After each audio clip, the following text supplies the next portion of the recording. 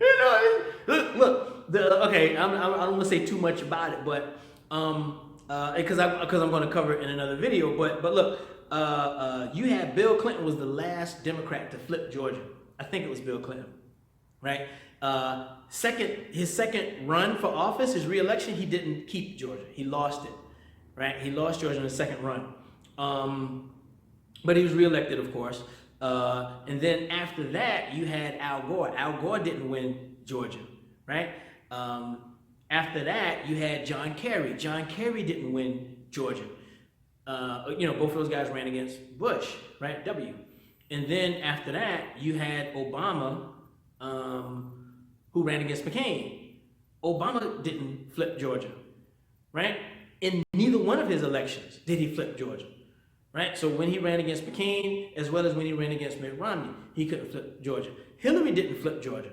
But all of a sudden, Joe Biden, campaigning from his basement, who came to Georgia one time, who ran for office, presidential office, 3 times, who didn't win any of the major caucuses, this guy flips Bible-toting,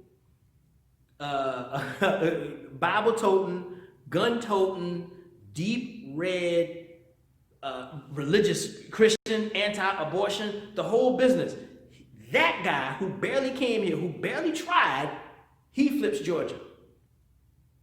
Of course he did. Now, I'm going to get into this deeper in another video, but there's something I got to kind of put this out there.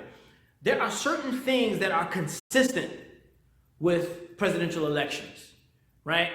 And statisticians use them. Did I say that properly? Statisticians, they use it as a guidepost of where things are going.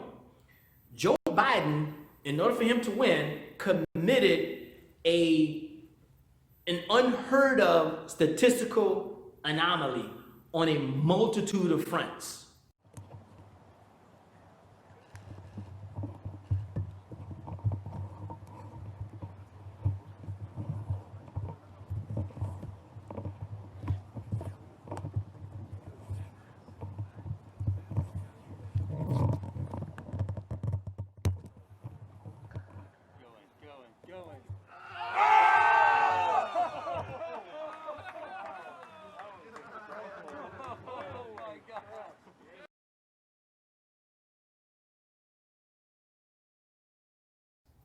Right? You have these different, what do you call them? Touch tones, right? That happen, right? And all of them tend to line up with every presidential election, right? He threw all that out of whack, right? Everything he did was a statistical anomaly, right? To win the presidency.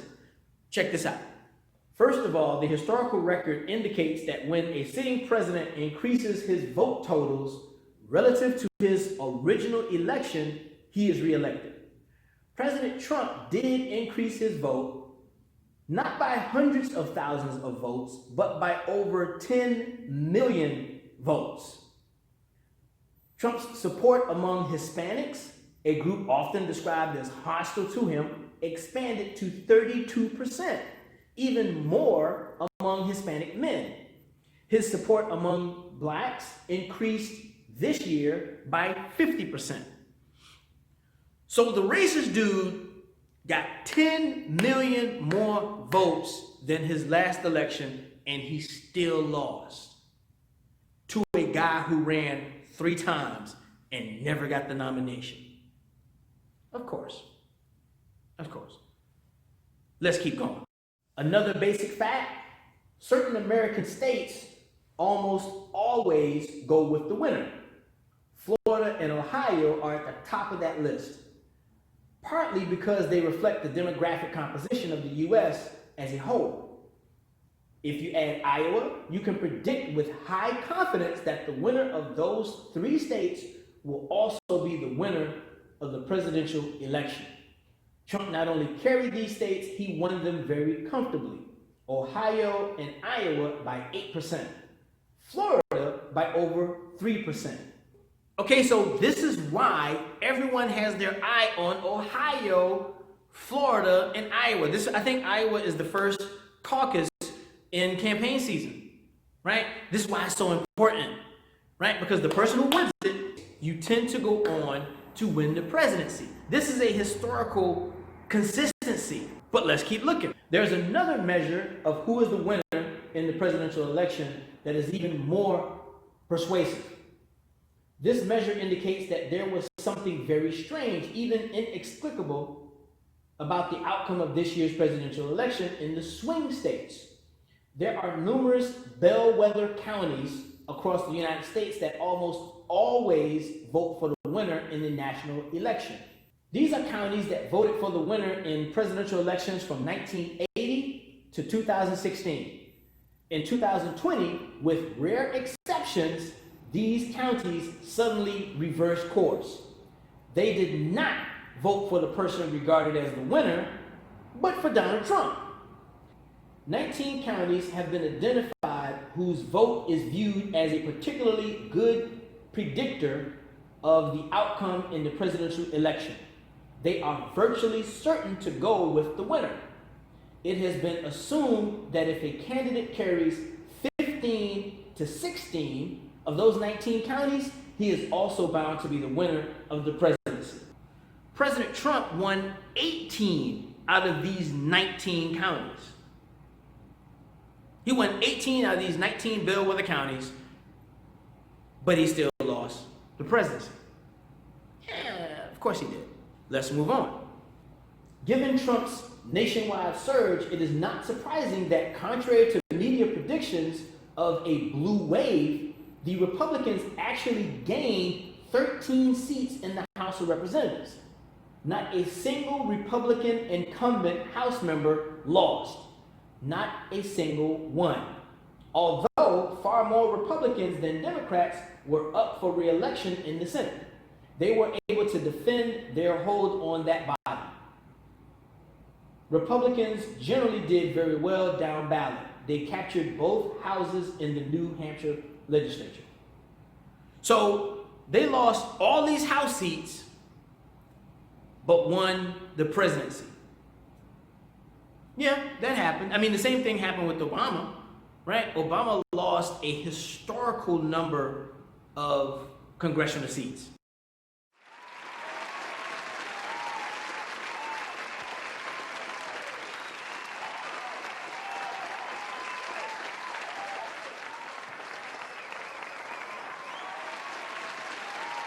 Look, everything I just now said had nothing to do with actually counting the votes. It had nothing to do with nothing. These are just statistical anomalies that over time, historically, have been consistent. And when you add that to a guy who didn't even fight, Biden didn't even fight. Biden was barely, I mean, have you seen his campaign rallies? Like 8 people, a dozen people because of COVID. That was a nice cover, right? But you had hundreds, if not thousands of people coming out to hear Trump, to see Trump, right? But this isn't my argument as to why I think he won. That's not what this is. I'm just giving you information that is consistent over decades you can't ignore, right? But like I said, I'm going to do another video on it, and I'm going to actually show you, right, how they actually flipped it, and I'm going to actually, explain why 75 million people who voted for this guy and still lost, why they're so upset in regards to the court cases. Because many people, including I have friends who say, well, all their court cases have been thrown out. No, that's bad media reporting. That's not true. No court case that has been brought up by Giuliani or the Trump team representing Trump has been thrown out based on the merits. What does that mean? The actual evidence, right? This is what we're alleging, and here's why we're alleging it. And then the judge looks at it and say, no, this is BS. That never happened. That has never happened, right? They said, we want to file a court case, and the judge says, you don't have standing, and they throw that out. There's a big difference. There's a big difference, right? You even had states, you know what, like I said, I'm not gonna get into it right now. I'm gonna do another video on it so I can spend some time on it and do the topic justice.